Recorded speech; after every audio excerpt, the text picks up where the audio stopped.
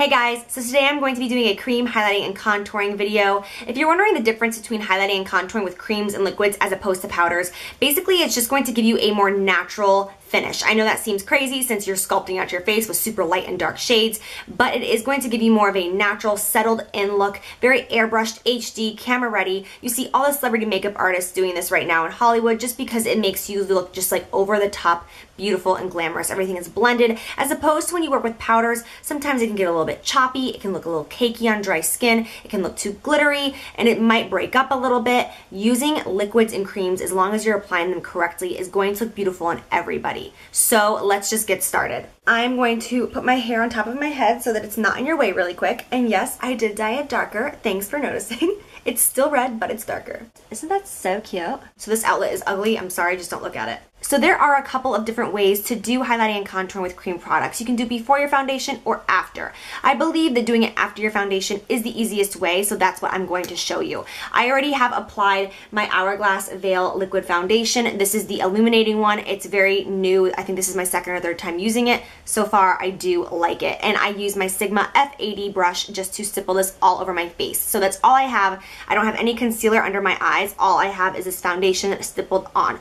When you're applying your foundation before you highlight and contour with cream products, make sure you do not put a heavy amount on. I literally used one full pump and I just stippled all around my face, and that's enough because you're going to be putting more products on, so you don't need to do a full coverage amount of foundation on the face. Just make sure you do not apply a powder foundation because powders can never go before liquids. You have to make sure powder is the last thing to ever touch your face. If you put a powder first then a liquid, it's going to break up like crazy, so just keep that in mind. First product I'm going to use is this MAC Prep and Prime highlighter in shade Light Boost. This is the yellowy green shade. There are two others, Bright Forecast and Radiant Rose. Radiant Rose is a more pink color and Bright Forecast is more a peach shade for much darker complexions. The reason I'm using Light Boost, which is more yellowy green, is because of my skin tone. I have a little bit of yellow in it, so if I were to put pink on, it would make me look very washed out and zombie-ish. Now I do use the pink tone under my eyes because if you're using yellow on the face and foundations and highlighters, you do want to use the opposite shade under the eyes,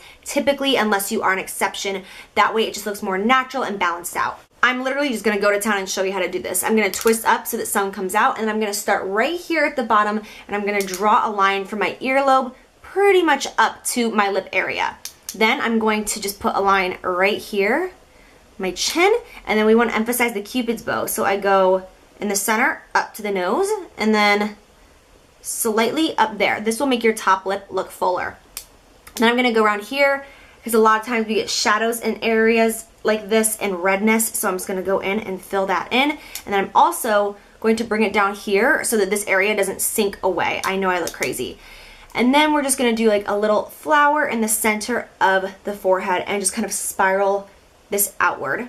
And then we're going to touch right on the top of that brow. If you highlight above here, it's a really easy trick to make that brow look even higher and more arched. If you don't have time to sculpt out brows or highlight under your brows, you can just put some highlighter up here like this and it will immediately bring that brow higher. And right here, I just put this on and I almost draw football laces just to finish that off. And then I take my F80 and I just go ahead and blend this all in. And you can move in any motions you want, circular motions, dragging motions, whatever you're comfortable with. When we get up in here, make sure you're working outward from your nose area. So make sure you're blending down and you're dragging this all along that top area of the lip. Because if you notice a lot of times throughout the day, foundation can cake up on your top lip area and almost make it look like you have a semi-mustache, if that makes sense. And putting that lightness up there will make sure that you don't get like any dark pigmentation or foundation gathering up. It'll keep it light. Work upward and outward, blending all this together. Then I'm going to go in with Bare Minerals Stroke of Light. This is in shade Luminous 2. It is made for highlighting, so it is nice and sheer. It's beautiful. It has a little bit of luminosity in it. And I start in the corner of my eye, and I bring it down to the corner of my nose, and then we're going to get thinner like stair steps, and we're going to take it back towards the temple right in that area. So I bring it down towards the nose, and then stair steps back towards the temple again. Then I'm going to take a Sigma tapered kabuki brush. This is the F86, and I'm going to just blend this out, going downward and then pulling it backward again, just in small strokes.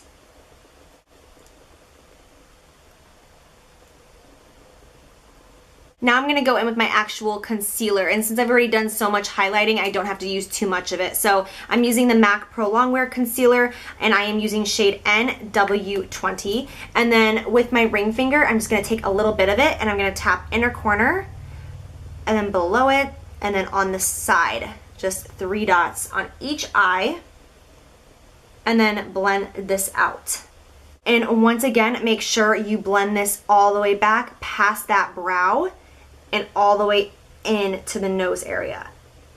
When you are blending concealer and right underneath your eye and those fine lines where concealer always wants to settle and crease, make sure that you don't just blend in one motion. If you're consistently blending outward like this, your concealer is going to want to set outward like that. So make sure you go inward and then outward, inward and then outward, and that will make it so that your concealer doesn't just sit there in your lines.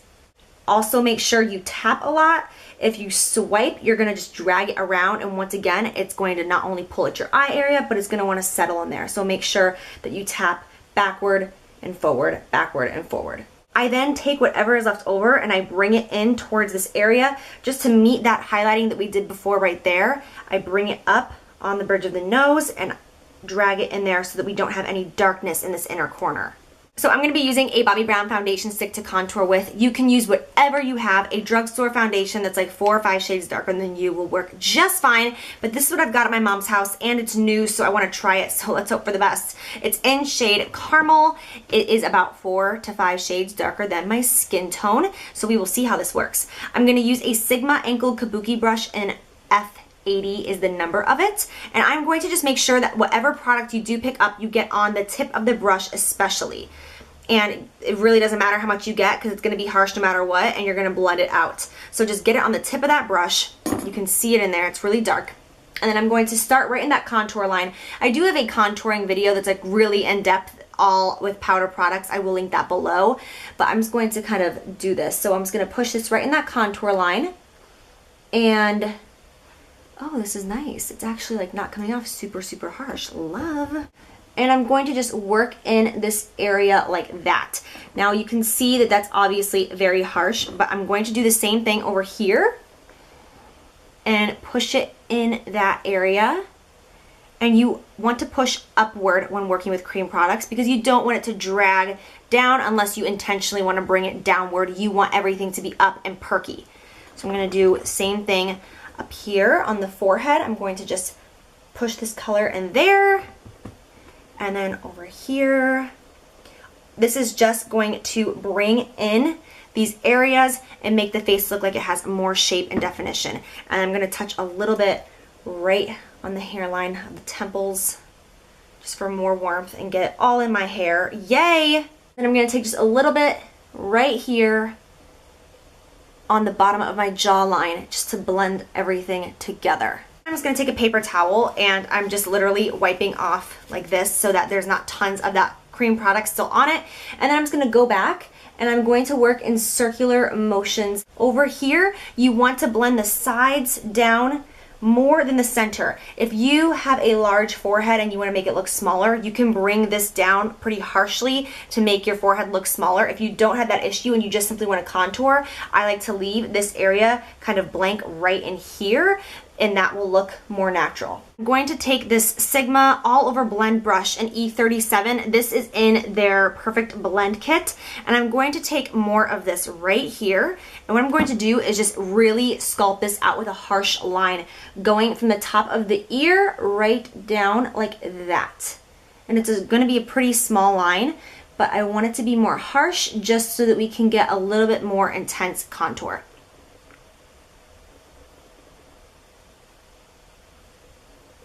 Once again, wiping that brush off so that you don't have tons of cream on it, I'm just going to start flicking it upward and back and forth, bringing it forward and up.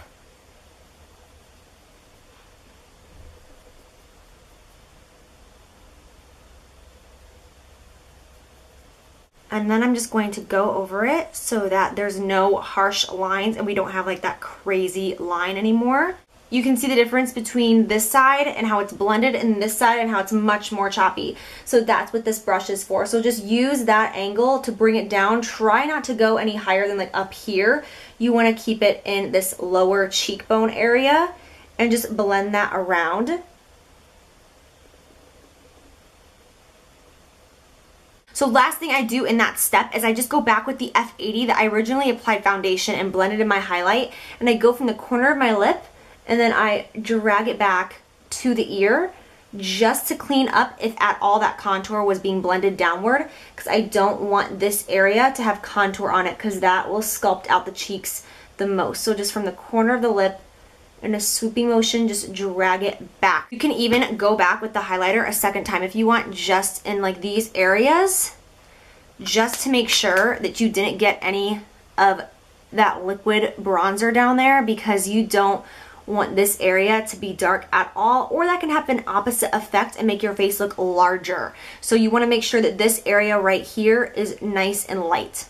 I'm going to take a tiny bit more of that contour and I'm going to just bring it underneath my lip area, and I'm going to create a shadow and lightly buff it downward. Right there. Just being very light-handed with this. And if you go like this, you'll be able to see it, but if you just have your lips normally like this is a trick to make your bottom lip look much fuller. Just like putting the lightness on the top of your lip will make your top lip look fuller. So lightness on top, darkness on bottom, and if you line your lips and put on lipstick, it will work and you will have much fuller looking lips. Now that we are completely done applying cream products to the face, now is the time to use any setting or finishing powder of your choice. I always recommend using a powder to set that under eye concealer though, so that nothing creases or moves or settles. It'll also help keep any eyeshadow that you choose to apply under your eye area in place and not settle in the creamy concealer that we applied. So we are all done now. I just went in and finished the rest of my makeup just using some eyeshadow and mascara on the lower lash line. I set my concealer with a little bit of powder and I used MAC Margin Blush on my cheeks. So I really hope you guys enjoy this video and you found it informative. If you decide to highlight or contour using creams or liquids at home and you post any pictures, make sure you tag me in them on Twitter and Instagram. I love to see what you guys do, and I'll see you in my next video. Bye guys!